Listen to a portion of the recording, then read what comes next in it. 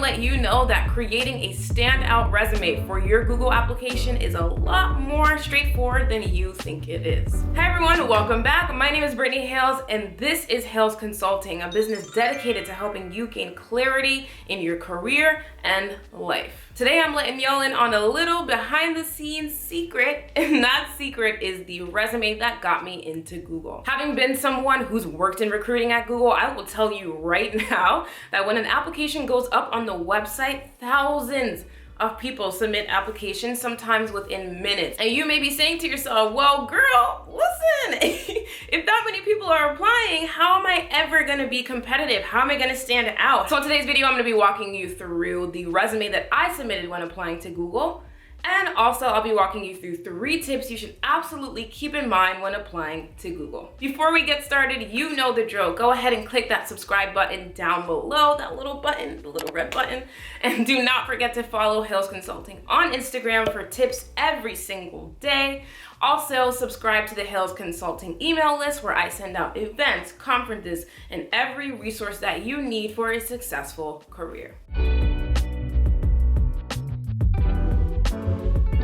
And so this is a moment that you've all been waiting for. Drum roll, please. Here is the resume that got me into Google. Now, since this font is obviously incredibly hard for you all to read, I'm gonna be walking you through each section so that you can break down exactly what it is that set my resume apart from other people's, and hopefully be able to implement those things or similar into your resume. Now, in full transparency, I do want to kick this off by saying this resume was submitted to Google almost 5-6 years ago, so there are a lot of things that would be changed in today's standards, would look different. Like, this is not the resume that I would necessarily submit today, but the content is pretty close to what I would. So let's go ahead and kick things off with the header of my resume. As you can see here, I kept it really traditional, and I will be completely honest, Google loves a good traditional resume, and honestly, most companies do. People love getting fancy because they think that's what's gonna make them stand out, but to be completely honest, your resume, the more traditional it is, sometimes the better. So as you can see here, I kept it really simple: name, phone number, email. What I would do differently today is probably include like a personal website or my LinkedIn profile. But as I said, this was 5-6 years ago. So at that time, LinkedIn was, people were using it, but it wasn't nearly as influential as it is today. So if you are applying to Google today, I would highly recommend that you add your personal website or your portfolio or your LinkedIn profile for sure to this section to help you stand out and have another form of contact for a recruiter. So let's go ahead and move into the next section of my resume, which is the education section. So as you can see here, I had a pretty high GPA, pretty close to perfect. And because of that, that made me stand out. You should absolutely be including your own GPA. I would not recommend including it if it's below a 3.3 because that's not as impactful.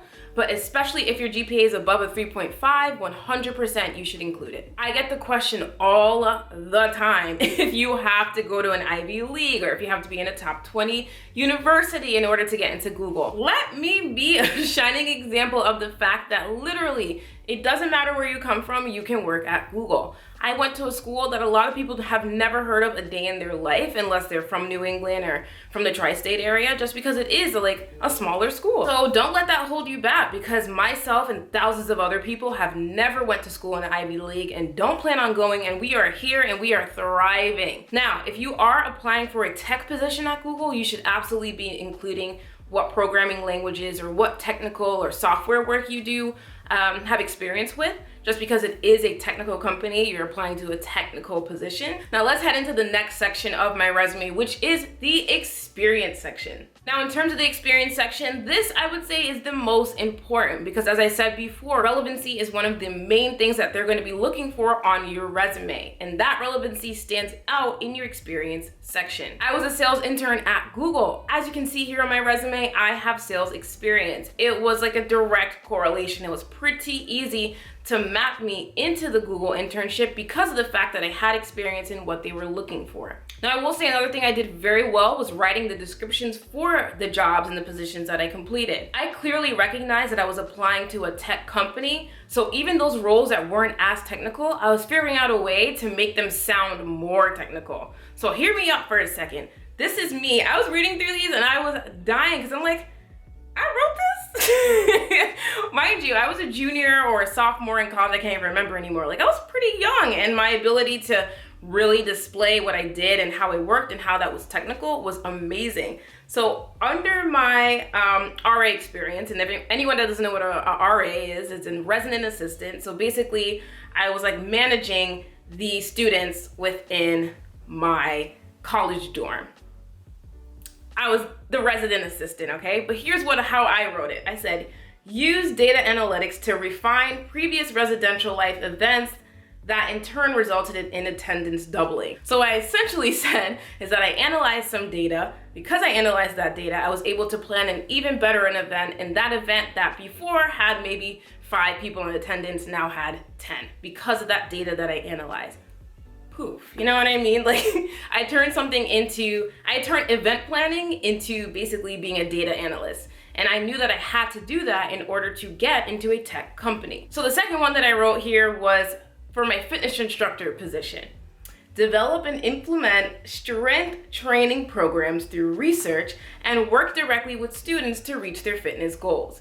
Now, being a fitness instructor, I could have easily been like, perform exercises with students. But I went in depth even further and made it seem like I had to talk to them to help them reach their fitness goals. I took it that much further to make it sound like I was developing strength training programs. And I would highly recommend that you do the same when applying to Google, because the more impact you show, the better. Now, the next section that I had on my resume was Quinnipiac activities. Something you should keep in mind is that Google appreciates leadership. I'm gonna say it again. Google appreciates leadership. And when I say leadership, I mean taking on positions that require you to be a president or a manager or a mentor, like positions where you are influencing other people. When I was in college, I founded my own women's empowerment organization that ended up being incredibly successful. And I was also members and volunteers on other people's organizations that ended up being successful as well. So I added all of those things into my Quinnipiac activities. And the main reason why you should be doing this is to give a whole picture of who you are. You are not in school 24/7.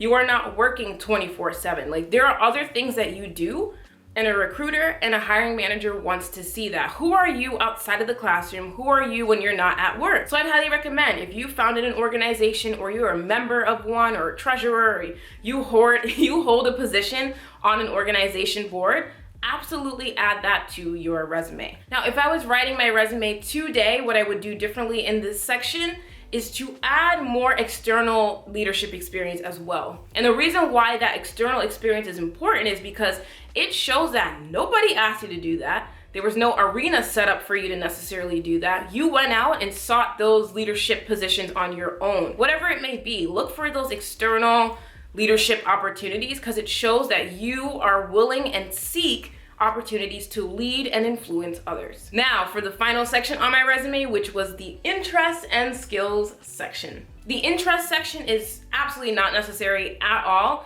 but again, it's adding a more whimsical version of you, a more 360 view of who you are as an individual. And the skills section you should absolutely have, and make sure that you're focusing on soft skills as well as technical skills. If I was writing this resume over again today, I would have definitely added more technical skills. I think I could have definitely had a lot more of those. And look for those skills or tools or pieces of software that they're looking for in the job description and add those to your technical skills section. If you're adding technical skills and soft skills like communication or talent management, I don't know, any skill or software or tool that you add, you want to make sure that it shows up in your job descriptions.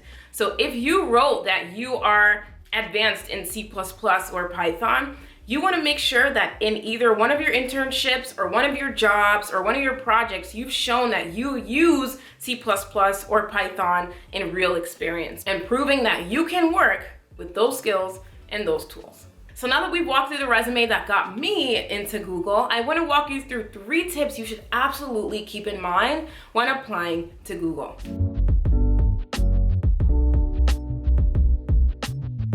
So the first tip is to make sure that the job title and keywords from the job description are on your resume. Again, Google applications are about relevancy, and you have a much higher chance of being successful in the application process if you make your resume as relevant to the job description as possible. And the best two ways to do that is to make sure that the job title is present on your resume and that 5 or 6 keywords are also present on your resume. Now, the second tip when applying to Google is to make sure that you are listing accomplishments, not tasks. A lot of people are doing very similar things on a daily basis. As an accountant, you create financial reports, but so does every other accountant. How many did you create? How often do you create them? How quickly did you create them compared to other people? Like, talk about those sorts of things. That is going to make your application stand out more, and that's going to make your chances of actually getting a phone screen a lot more successful. Now, the third tip I have for a successful Google application is to get a referral. Getting a referral can transform your application. Referrals are definitely considered in Google. Now, I do want to be honest in saying that a referral is not a guaranteed job or a guaranteed interview or a guaranteed phone screen. What it is somebody within the company advocating for you and saying that you'd be best suited for that position. So it's like a little star on your application for a recruiter to pay attention to your resume maybe a little bit more, or your application a little bit more, but it is not a guarantee that you are going to get it. If you're not relevant to the position and if your resume doesn't show impact, a referral won't necessarily help you out. Now, when I say relevant, I mean that you're applying to be a program manager at Google and you have 5 years of program management experience. Like, at 3 different companies, you were a program manager in each and every one of them. On top of that, you've shown that you have a lot of impact on your resume by adding numbers and all that good stuff. And then you have a referral on top of that. I can't guarantee you success, but you're setting yourself up for success greatly. Now, how you get a referral? You network. You talk to people who work at Google, people who know people that work at Google. Reach out to people who look like they have a similar background to you. Maybe they went to the same school as you, or they are in the same organization as you. Like, there's so many different ways to network. So again, getting a referral is very important because it's basically somebody at the company who knows the culture, knows what it takes, and knows what it takes to be successful at the company, who's referring you and advocating for you and saying that you'd be a great culture fit and you'd be a great person to really take the company and your team and do a great job of being an employee at Google. As I've said about 50 times throughout this video, applying to Google is about showing impact and relevancy. And if you have one of those two things missing, you are not setting yourself up for success in the process. So before you hit submit on that application because you're so excited, take a look at your resume, see if it's relevant and if it's impactful. If you're doing those two things and you have throw on a referral on top of that, you're definitely setting yourself up for success. As I said earlier in this video, I am a career coach. So if you're applying to Google or any tech company or really any company and you want to check and see if your resume is up to par, showing how impactful you are or whether or not your resume is relevant, I can help you with that. You can go ahead and schedule a resume review with me down below in the description box, or you can email me at info@haylesconsulting.com and we can set up a resume review for you. As usual, do not forget to subscribe, like, share, comment, all of the above on this video, and I'll see you in the next one. Bye.